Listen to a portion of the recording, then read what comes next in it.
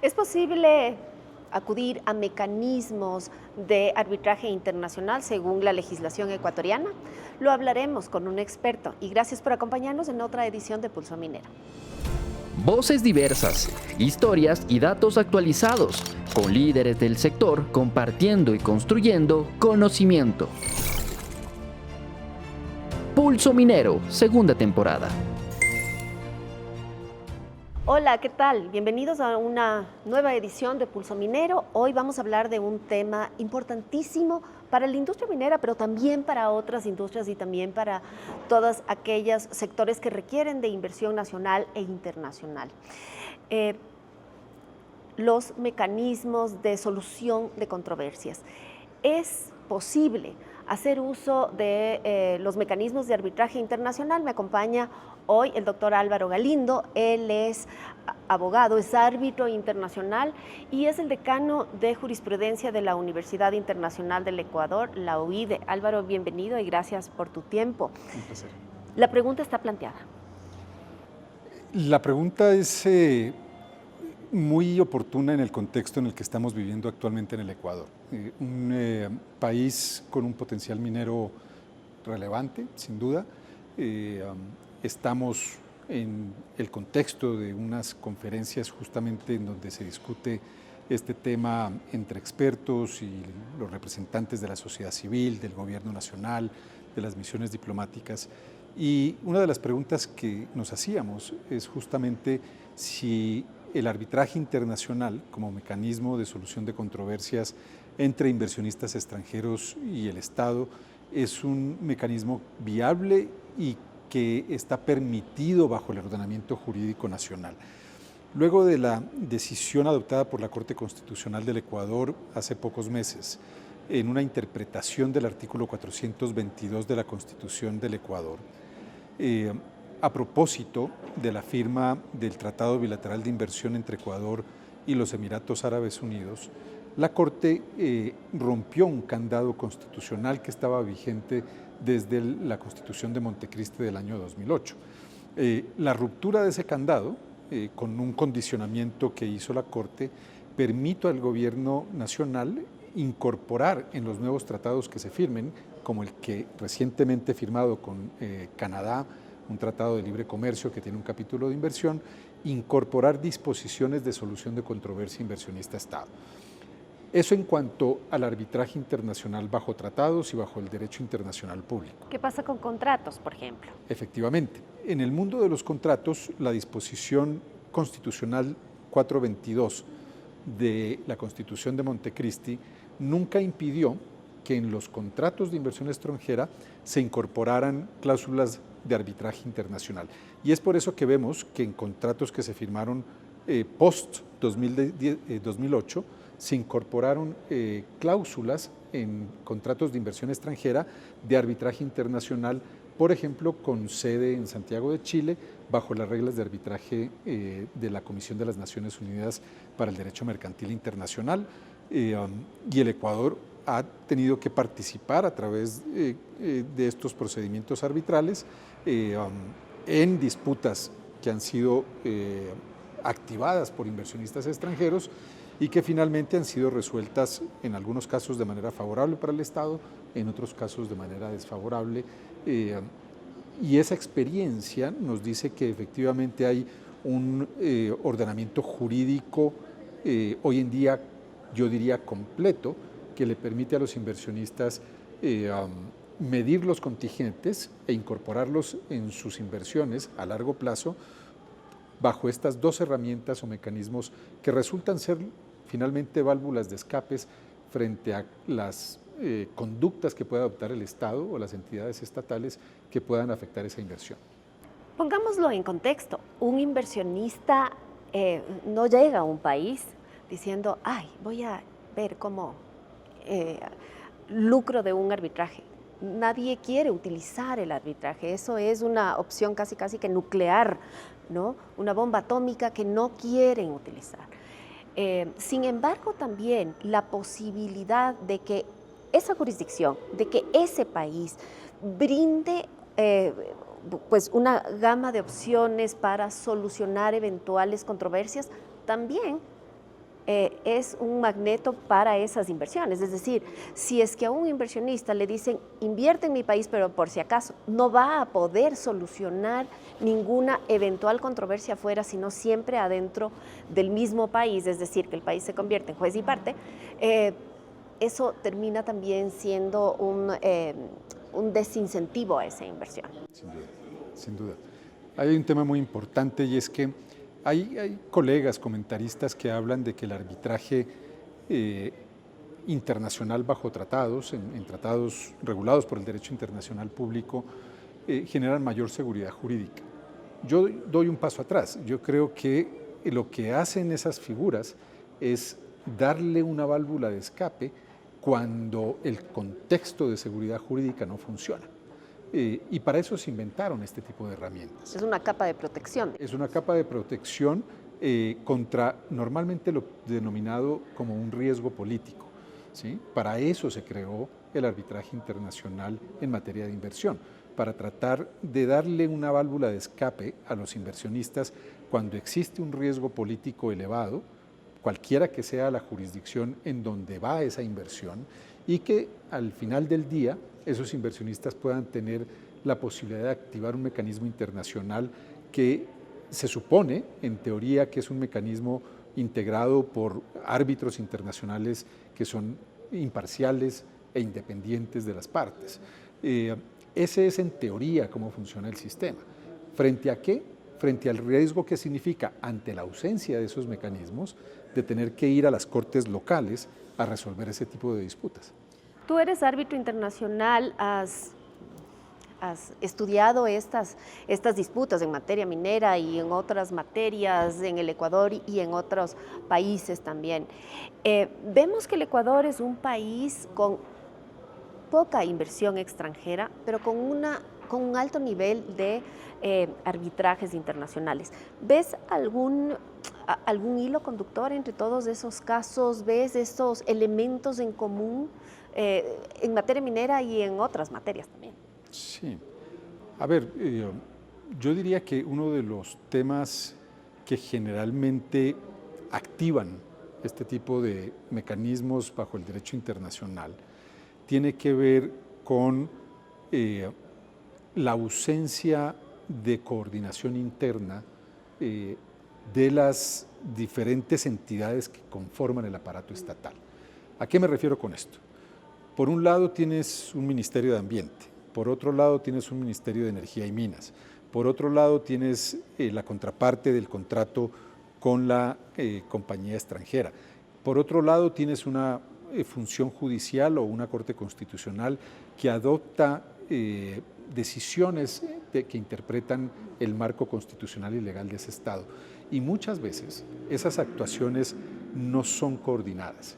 Hay una fragmentación institucional. Hay una fragmentación y es como que las instituciones funcionan en estancos, es decir, sin canales de coordinación interna.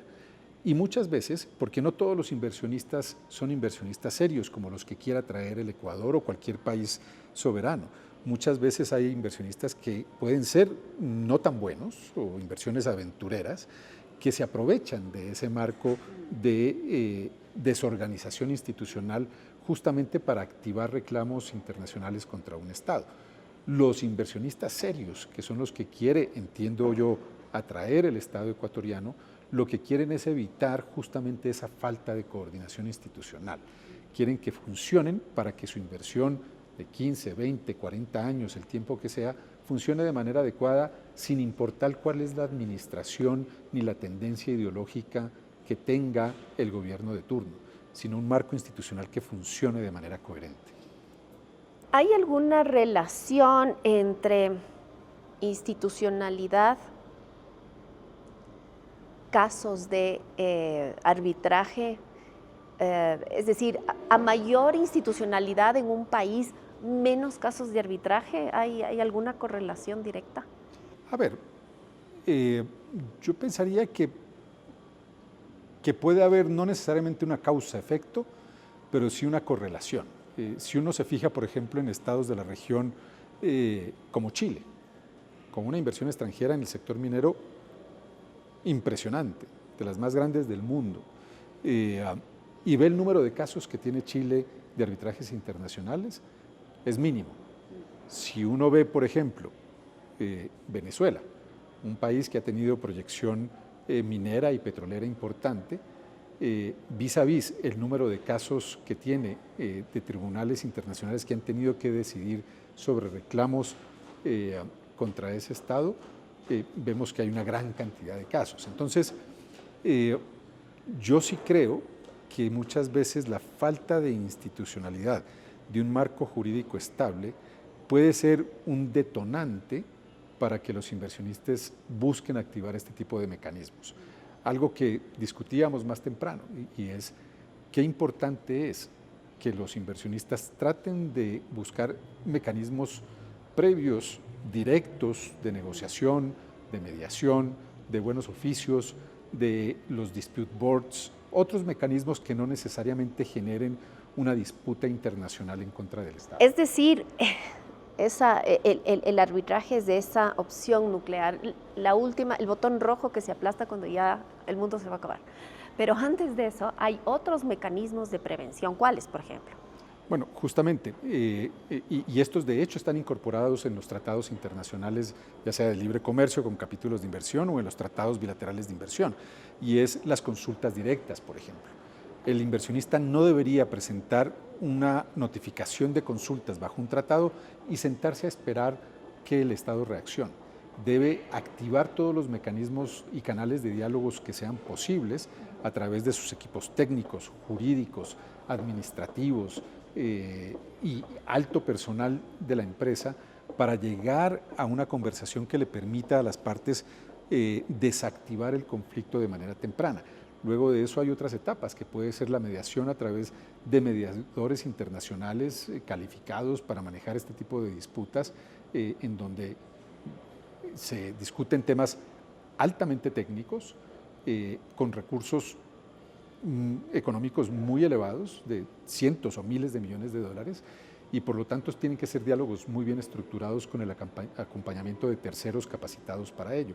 Y por último, también hay otros mecanismos técnicos de acompañamiento en toda la vida del contrato, que son estos llamados dispute boards, en donde hay técnicos, no necesariamente abogados, que conforman estos comités para acompañar en la ejecución del contrato a largo plazo e ir desactivando los problemas que se van generando. Y por último, el arbitraje internacional. Solo quiero hacer énfasis en algo que tú dijiste. Estos mecanismos de solución de controversias tienen que estar previamente establecidos dentro del contrato. Dentro del contrato, sin duda, son lo que se denominan las cláusulas escalonadas, y básicamente es muy gráfico, es como escalones que vas dando cuando subes a una casa, cuando subes a un departamento, cuando subes a un edificio, lo que sea. El escalón más bajo es el de las consultas previas de manera directa entre las partes, y va subiendo escalones de conformidad como vaya evolucionando la disputa. Entonces, esto está tanto en los contratos, y se puede incorporar de hecho cláusulas muy bien diseñadas y sofisticadas, como en los tratados internacionales, que también tienen ese tipo de disposiciones. Esta conversación que ha sido muy esclarecedora está avanzando, está llegando a su fin, y no quiero dejar de preguntarte algo importante. Lo mencionabas hace un momento en el diálogo institucional que la Cámara de Minería llevó a cabo. La Agenda de Crecimiento 2040, que fue anunciada hace 15 días en Carondelet de la mano con el BID, establece algunos temas. ¿Qué es el arbitraje de emergencia? ¿Para qué se utiliza? ¿Y cuáles serían sus ventajas? Sí, el arbitraje de emergencia es un mecanismo que fue regulado por primera vez en el Ecuador en el reglamento a la ley de arbitraje que se expidió en el año 2021, en la administración del presidente Lasso. Ese reglamento incorpora ciertas disposiciones de arbitraje de emergencia, y muchos centros de arbitraje en el Ecuador han ido incorporando en sus propios reglamentos el arbitraje de emergencia. Hemos visto en estos días esos arbitrajes de emergencia en la Cámara de Comercio de Quito, en AmCham, en donde temas eléctricos, producto de las emergencias que hemos vivido, fueron llevados ante árbitros de emergencia para que adopten medidas denominadas medidas cautelares. ¿Qué es lo que hace el árbitro de emergencia y el arbitraje de emergencia?